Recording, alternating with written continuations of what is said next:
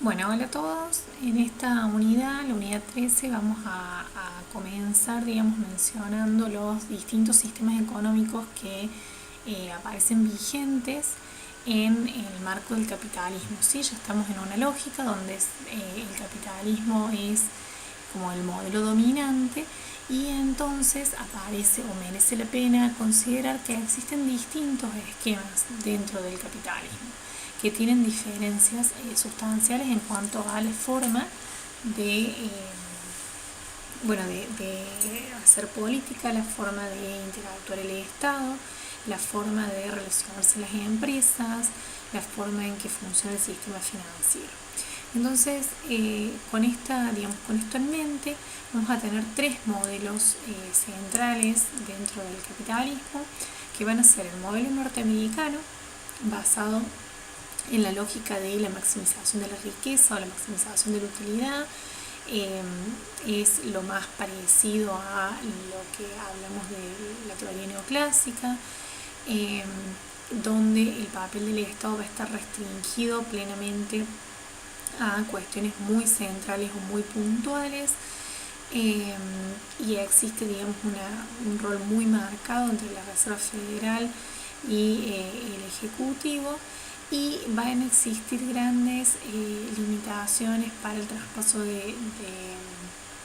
información del sector financiero, y existe una disrupción muy grande entre el sector real o el sector industrial y el sector financiero, y esto va a generar problemas de coordinación repetidas veces en la economía norteamericana. El otro modelo que vemos es el capitalismo japonés. Como vimos en la unidad pasada, Japón se va a consolidar como un sector industrial, pero a diferencia, algo que no hice demasiado hincapié en el video pasado, es que a diferencia de la lógica capitalista norteamericana, que va a buscar la competencia plenamente,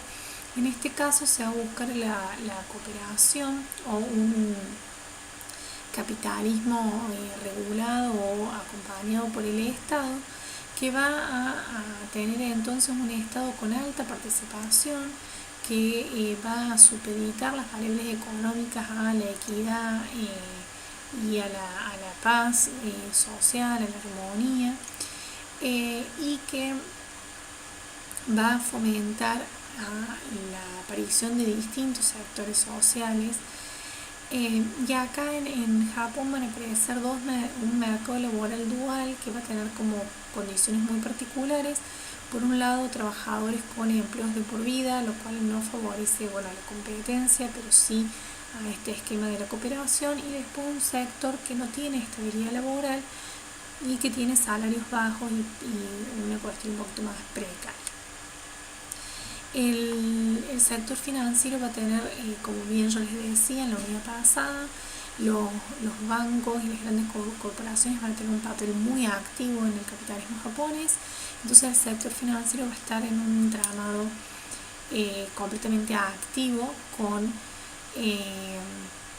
la participación en la economía, a diferencia de lo que pasa en el capitalismo norteamericano. Y el tercer modelo que vamos a ver en esta unidad refiere al modelo alemán, que es un modelo más bien intermedio. Se basa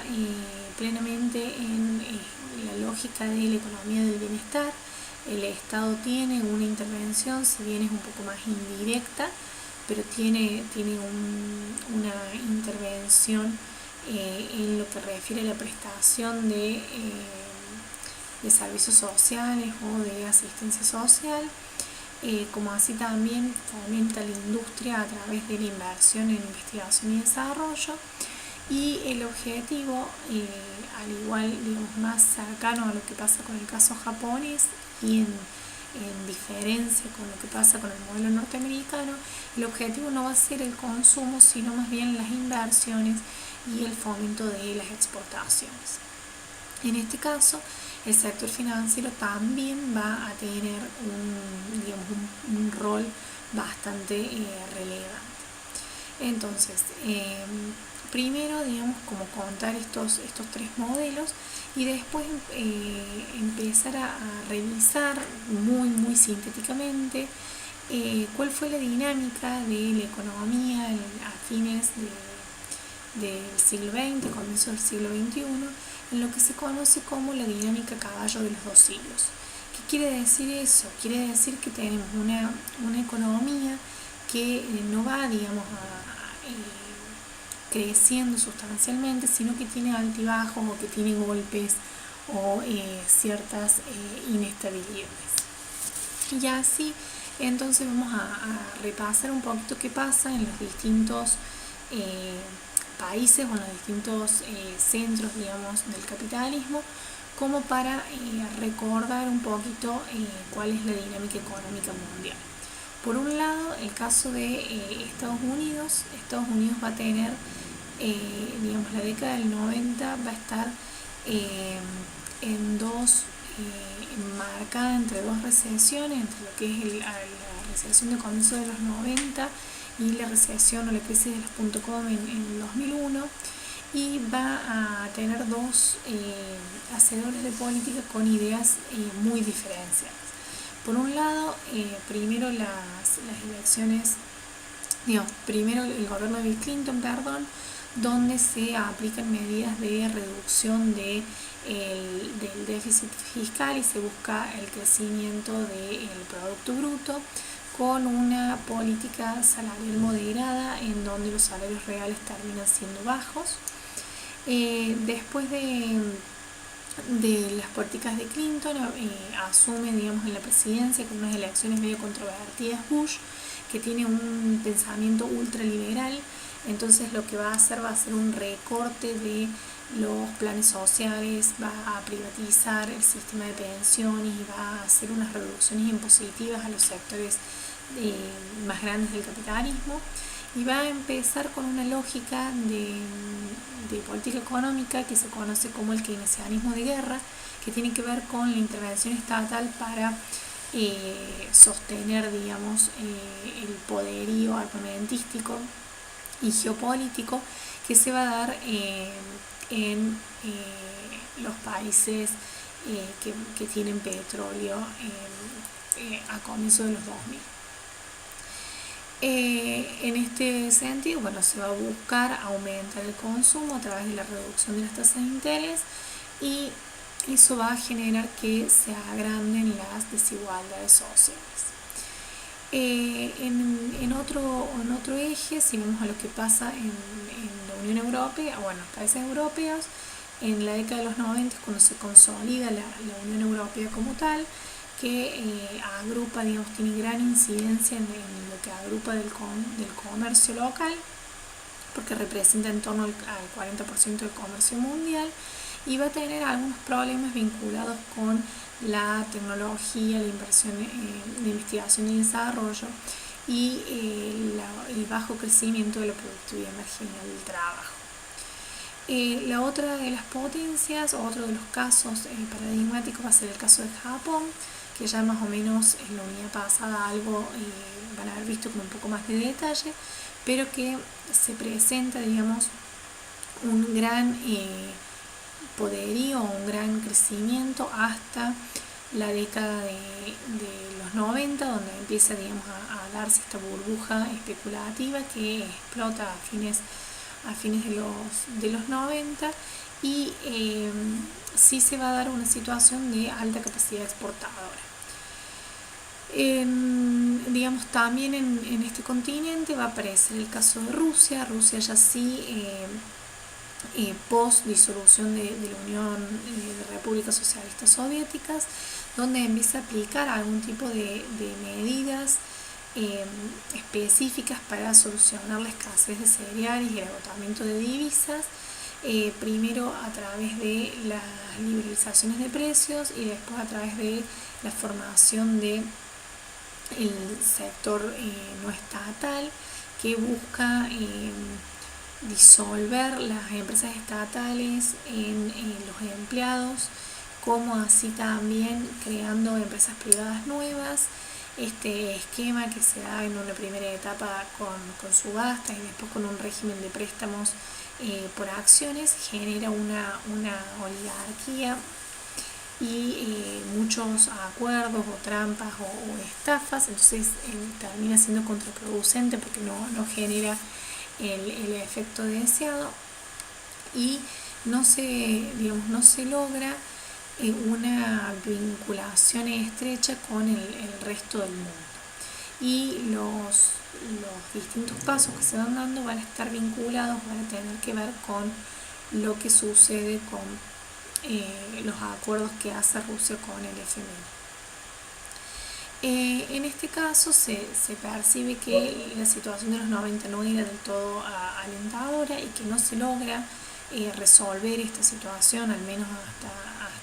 el momento donde tenemos como este planteo. Y si uno hace el análisis al resto de los países que pertenecían a la Unión de Repúblicas Socialistas Soviéticas, aparece que existen también estos problemas de ajustes en la demanda que buscan, digamos, un saldo presupuestario equilibrado y tratan de contener las restricciones en las ofertas de dinero, y en general casi todos los países aplican medidas de liberalización de los mercados y de privatizaciones. Lo cual termina generando como un efecto negativo en las variables sociales que aumenta la desocupación y aumenta la pobreza. Por el lado de China hay un cambio radical, digamos, en la política económica con la muerte de Mao Zedong. Hay como un antes y un después, y después de la muerte de Mao empieza un proceso de reformas agrícolas que va a buscar generar nuevos incentivos y mejorar la productividad. Se hace un esfuerzo muy grande por cambiar, digamos, las relaciones laborales más bien centradas en el mercado. Acá vamos a tener una lógica de liberalización de la economía con control estatal. Se empiezan a aplicar reformas en sectores no estatales y grandes reformas en materia de comercio exterior. ¿Sí? Se generan zonas económicas especiales, aparece, digamos, un rol muy importante del sector financiero y se empiezan a permitir las empresas mixtas y de sociedades por acciones para transformar, digamos, las empresas estatales, que si bien van a seguir manteniendo el poderío, lo van a tener en una menor proporción que al comienzo o que previo, digamos, a la muerte de Mao. En el caso de América Latina va a haber como una situación entre dos, o se van a presentar dos situaciones. Por un lado, lo que pasa en el general de América Latina, en la década de los 90, principalmente enmarcado por el consenso de Washington. Ya esto lo vieron en uno de los prácticos, que fue una conjunción de normativas que se sugirieron a los países emergentes para poder crecer, digamos, o evitar los problemas en los que habían caído en la década de los 80. Esto va a acompañar al plan Brady, por lo cual va a ser importante porque los países latinoamericanos van a adherir al consenso de Washington para poder hacerse de financiamiento externo. Y en general, si bien ha tenido matices en cómo se ha aplicado, promulgaba la liberalización de los mercados y las privatizaciones, tanto por cuestiones de eficiencia, como el caso de Chile, o para hacerse de recursos fiscales, como el caso argentino. En cualquiera de los casos se observa que el resultado fue nefasto, digamos, el consenso de Washington tuvo resultados muy negativos en toda la región. Y no lograron, digamos, generar un crecimiento sostenido como era el objetivo inicialmente. A comienzos de la década de los 90 va a tener resultados relativamente favorables, que van a ver su primer resquebramiento, digamos, en la crisis de mediados de los 90 con la primera crisis de la globalización. Y acá va a aparecer un caso paradigmático, que es el caso de Venezuela, que va a buscar plantear un esquema de socialismo de siglo XXI. En lo que refiere a la integración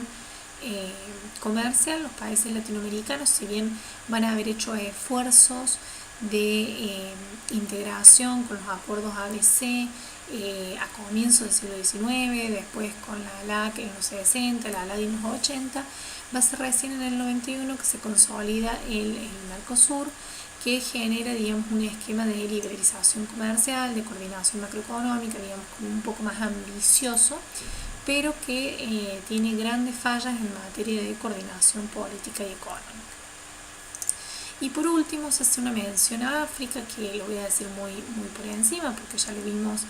en la unidad pasada con un poquito más de detalle, pero donde queda en evidencia que el continente, si bien tiene muchos recursos naturales, tiene una situación de inferioridad estructural que no logra, digamos, pese a que tiene una economía relativamente abierta, no logra hacerse de las condiciones adecuadas para avanzar en el crecimiento sostenido. Y incluso en las décadas que sí logra tener un poquito más de crecimiento, no avanza hacia lo que se conoce como el desarrollo, que es el logro del bienestar social por encima del crecimiento del PBI. Sí mantiene grandes problemáticas en materia de pobreza, de inequidad social y de, digamos, problemas relacionados con el bienestar social, que no logra solucionarlos aún, digamos, en aquellos periodos donde logró aumentar el Producto Bruto.